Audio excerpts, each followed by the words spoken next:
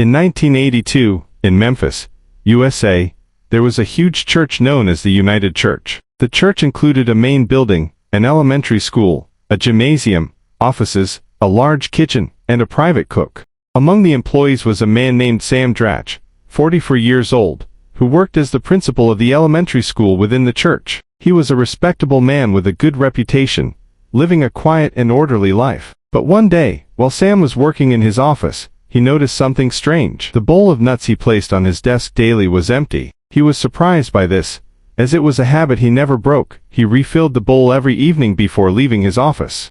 At first, he thought he'd forgotten, or perhaps a mouse had entered the office. He headed to the kitchen to get some food, where he noticed something even stranger. A large amount of food was missing from the pantry, including a massive 12-kilogram bag of nuts. He asked the cook about it, and the latter replied with relief, "Finally, someone else has noticed. For a month now, I've been seeing food disappear day after day, and even items from the refrigerator have gone missing." Sam was stunned because the refrigerator was locked with a key only specific people had. He informed the priests, who thought the students were behind the prank. They replaced the locks, and everything seemed normal for a few days. But 4 days later, the unthinkable happened. Sam entered the kitchen that morning and was greeted by the cook, who said fearfully, "Some meat has disappeared again, and my clothes keep moving around every day for no reason." Sam became concerned. He returned to his desk to write a report, only to find a mysterious note lying on the floor. Written in sloppy handwriting, it read, "There's a secret in the church basement. This secret will solve the Leslie Gatz case."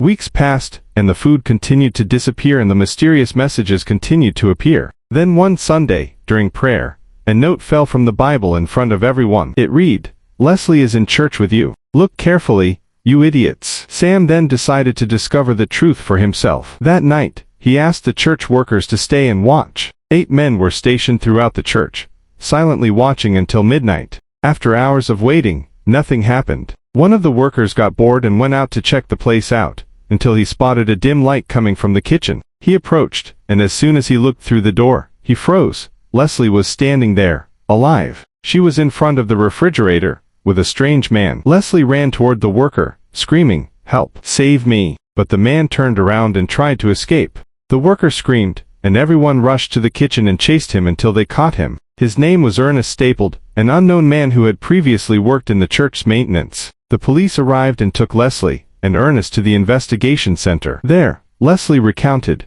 what had happened. On that fateful night, Ernest broke into her room, threatened her with a knife, and forced her out the window. He led her to the church and forced her to jump over the railing. As she tried to escape, he stabbed her in the foot, which explains the blood stains in front of the church. He told her he would hold her until he could ransom her, but he never did anything about it. He took her to the church basement, where they used secret passages and storage rooms to hide. As the days passed, the idea turned into madness, and he began to monitor her and prevent her from leaving. But Leslie decided to save herself. She would sneak out while he slept, steal food, and write anonymous letters they found in the church, hoping someone would notice. She would move the cook's things, open the refrigerator, and hide food to attract attention. And indeed, her plan worked. Sam was the only one who believed something was amiss, and he was the reason for her rescue. Ernest was convicted of kidnapping and sentenced to 20 years in prison. Leslie, on the other hand, lived a normal life, devoting her life to helping others,